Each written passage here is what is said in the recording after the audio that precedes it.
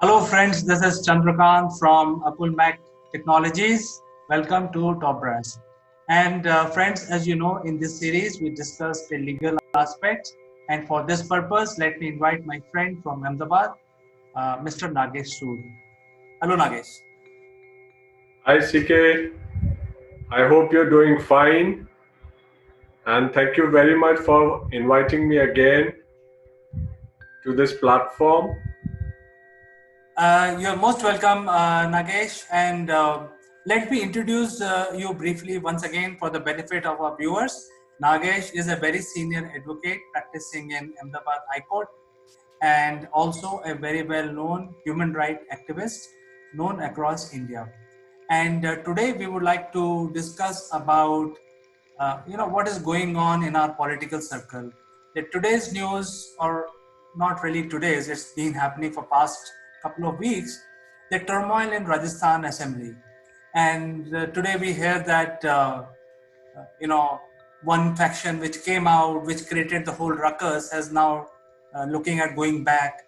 So, from the legal standpoint, there is a law which is called anti-defection law applicable on political parties, and we would discuss about this with Nagesh today. Nagesh, over to you. Yes, CK, before I talk about anti-defection law, let me briefly give you the background of what happened in Rajasthan. On 12th of July 2020, the then Deputy Chief Minister of Rajasthan, Mr. Sachin Pilot, and 8 MLAs went to Delhi from Jaipur, claiming that they have support of a total of 30 MLAs and can topple the Ashok Gehlot's government in Rajasthan. The Chief Minister, Mr. Gehlot, called on senior Congress leaders Rahul Gandhi and Congress President Sonia Gandhi to handle this situation and also accused the Bharatiya Janata Party for trying to destabilize his government. Although the BJP leaders claimed that it is the Congress party's internal dispute and matter, and BJP had no role to play in it, the Chief Minister then held a meeting at his residence at 9 p.m. On the same day. The Congress Legislative Party then issued a whip to all its MLAs to be present in the meeting, which was scheduled to be held at Mr. Gehlot's house uh, on strict action to be taken against Mr. Sachin Pilot and 18 other MLAs. Meanwhile, Mr. Pilot reaffirmed that he won't be joining BJP, and senior BJP leader of Congress, Mr. Jyotir Aditya Scindia, also met him in Delhi on 13th of July. So there were constant accusations from both the sides, from Mr. Gehlot and Mr. Sachin Pilot, that Mr. Sachin Pilot has not been loyal to the Congress party, and he has been trying to buy MLAs, or the BJP is trying to buy MLAs of Congress, and they want to topple the government at Rajasthan. But the constant affirmation by Mr. Pilot that he would not be joining BJP was also in the news.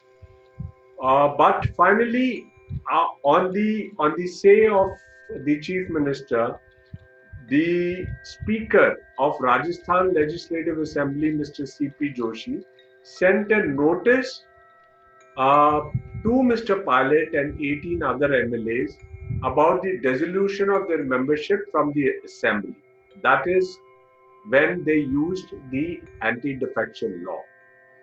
But the MLAs who were in one of the resorts at Gurugram uh, were making allegations that they were along with Sachin Pilot, were not allowed to work. And later, thereafter, the uh, decisions were taken by Mr. Gehlot, whereby uh, the Deputy Chief Minister, Mr. Sachin Pilot, was removed from his post as a Deputy Chief Minister, and also the uh, head of the Pradesh Congress Committee. And Mr. Govind Singh Dosara was then appointed as president of the Rajasthan Pradesh Congress Committee. And there were two cabinet ministers who went along with Mr. Sachin Pilot, who were supporting him, were also removed from their berths. So a lot of changes were made after this tussle happened between the two sides. And the 21 notice was then given for commencement of the session by the governor. Uh, that is what the governor wanted, that at least 21-day notice has to be given for convening the session of the assembly, which again created a tussle between the chief minister and the governor, because Mr. Gehlot claimed that at that point of time, around July 15, he had the majority of members supporting him, and that is how he wanted to prove his majority on the floor of the House. So, a lot of uh, game was being played. Mr. Gehlot then was, trying to hold on his MLAs for supporting him. He also shifted his MLAs from Jaipur to Jaisalmer. But finally, on 10th August, the whole drama was concluded or ended by Sachin Pilot meeting Mr. Rahul Gandhi and Priyanka Gandhi, and one MLA, Mr. Bhavarlal Sharma, reached Jaipur and met Chief Minister Gehlot. So this is how the entire, political crisis that was being talked about in media uh, ended, whereby now both the parties have decided to, come together. And since on 14th of August, there's going to be assembly session where Mr. Gehlot has to prove his majority on the floor of the House. So that is how things have been sorted out before the session could take place. Now, what is an anti-defection law and how did it start? We all must have known about Aya Ram and Gaya Ram slogan, which was coined way back in 70s and 80s, when people, the legislative assembly members or the parliamentarians used to change sides and were continuously changing parties very frequently, bringing about chaos in the legislatures, as their changing sides would result in falling of the government. So there was a lot of political instability, and it was a serious concern among the political leaders of our country. So in 1985, when Mr. Rajiv Gandhi was the Prime Minister, the anti-defection law came into being by amendment in the Constitution, and 10th schedule was introduced, which came into effect on 1st of March 1985. So for a long time, the Indian political scene was besmirched by political defections. So this law on defection came into being, which finally brought into force the anti-defection law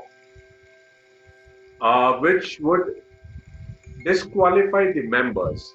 Now, the purpose behind this law was obviously to curb the political defection by the legislators, and there are two grounds on which the member of the legislature could be disqualified. One, if the member voluntarily gives up the membership of the party, he shall be disqualified. Voluntary, Voluntarily giving up the membership is not the same as resigning from the party. So, even without resigning, a legislator can be disqualified if by his conduct, the speaker or the chairman of the concerned house draws a reasonable inference that the member has voluntarily given up the membership of his party. Now, the second is if a legislator votes in the House against the direction of his party and his action is not condoned by his party, he can be disqualified. These were the two grounds on which a legislator could be disqualified from being a member of the House. However, there is an exception in the law that was provided to protect the legislators from disqualification. The 10th schedule says that if there is a merger between two political parties and two-thirds of the members of a legislature party agree to the merger, they will not be disqualified. So there has been several incidents which has happened in the past, and over the period the Honorable Supreme Court has given various decisions about disqualification of members of the Legislative Assembly. One of the recent and the judgment which is holding the field is the Karnataka judgment, whereby the disqualification of the legislators were stayed by the Honorable Supreme Court, saying that they had not actually resigned from the party. They had not resigned from the party, and so that was one of the recent judgments where Supreme Court clarified that presiding officer who acts has to draw reasonable inference from the conduct of the legislator. So, uh, if I would say this law has actually failed in achieving its goal, and certainly has not been able to curb the evil of defection to a great extent. But of late, there has been a very alarming trend. There are recent examples of defection in state assemblies and even in Rajya Sabha. We have seen that, how the legislators have defected. So this is about briefly talking about anti-defection law, which I think would help people to understand as to what actually happened. Now, if we talk about political crisis in Rajasthan, there were only 18 members, and the claim was about 30 legislators uh, who had gone to the side of Mr. Sachin Pilot, saying that they want to have another party, or they were not joining BJP. Now they were too short of that two-third majority, which gives them protection. So otherwise, also, they could not have been protected had they been a case that they decided to join the BJP party. And rightly, Mr. Sachin Pilot did not join the party.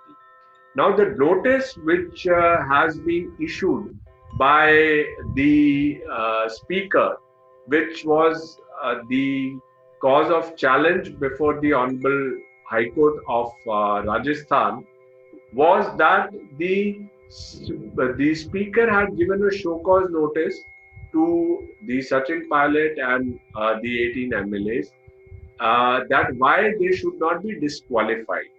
Now, the Honorable High Court held that it was a premature decision of the speaker to give such a notice, as Sachin Pilot did not join or actually resign from the party.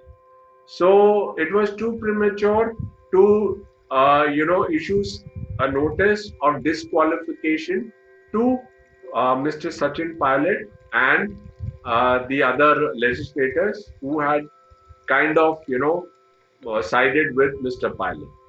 So, fortunately, the Supreme Court also did not, uh, uh, you know, uh, choose to uh, consider the plea of the Speaker after the judgment of the High Court, which stayed the notices issued by the Speaker. So now that the whole uh, political crisis has ended and the legislators have come back to the party, and now probably they would be supporting the larger group of Mr. Gehlot uh, during the session on 14th of August. So I think everybody has, kind of protected themselves. Otherwise, the crisis would have ended in, falling of the government. So I think the wisdom has prevailed uh, with everyone, and probably they would be able to save the government. Nagesh, you have summarized this event very well. I must say that, as citizens of India, we expect political parties to play politics. So there is no harm in it. That is why they are political parties, because they play politics. Uh, but what happens is that during election, they come out with their manifesto. They say that in their next 5 years term, these are the activities they will take care. These are the things that they will manage. This is how they will work for the benefit of people. Because political parties have to say all that. They are going to increase the employment. They are going to reduce poverty and thousand other things they talk about in their manifesto. After the election, when people choose them on the basis of certain ideologies and certain promises, such things happens where even with a law where you cannot defect from one group to other, these political parties have found very smartly fantastic lawyers who can circumvent all laws that Indian Indian penal code forces them to work. And you see what has happened in Rajasthan. For last 4 weeks, the crime have risen.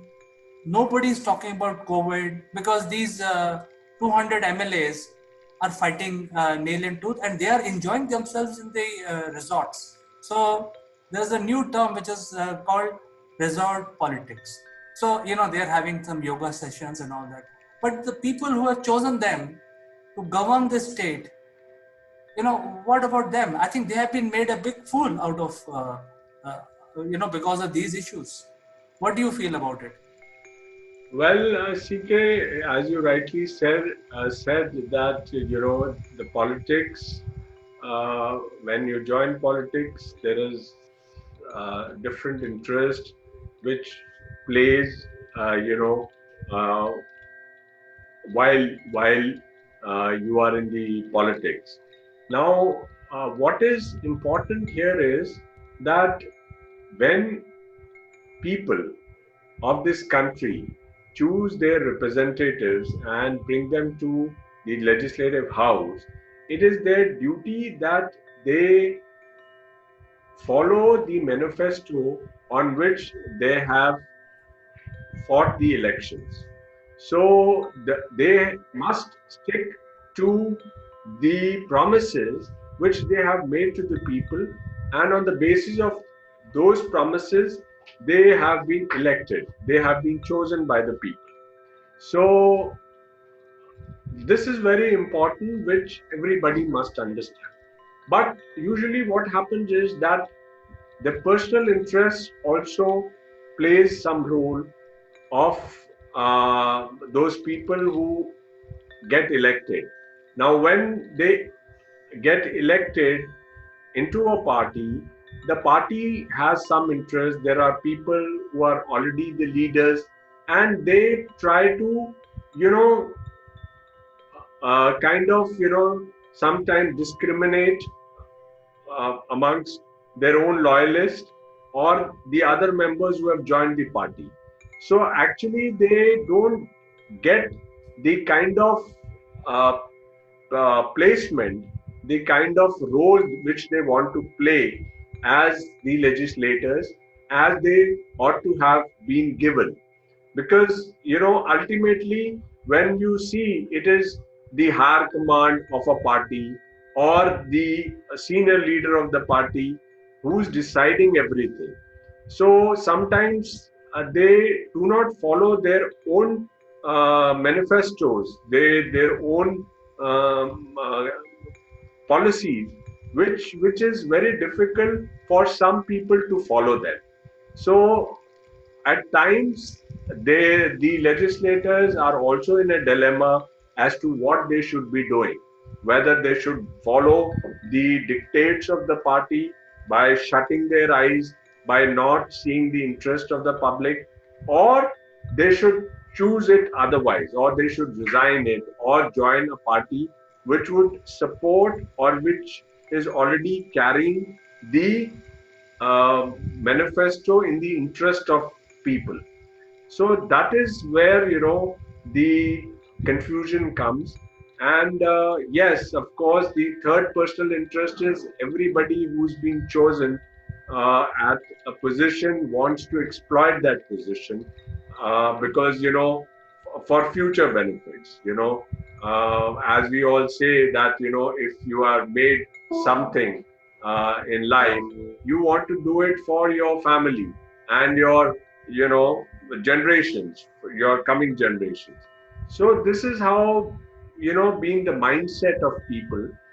So I guess if people stick to their parties, the manifestos, the policies, we can reduce this kind of disqualifications, and people would then also recognize or would support a party for a longer period and with full force, giving them majority in the house.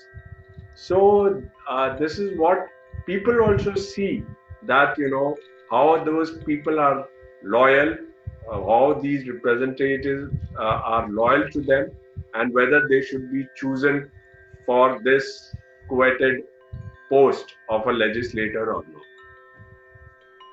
I think if you do the mathematics, it's not a rocket science.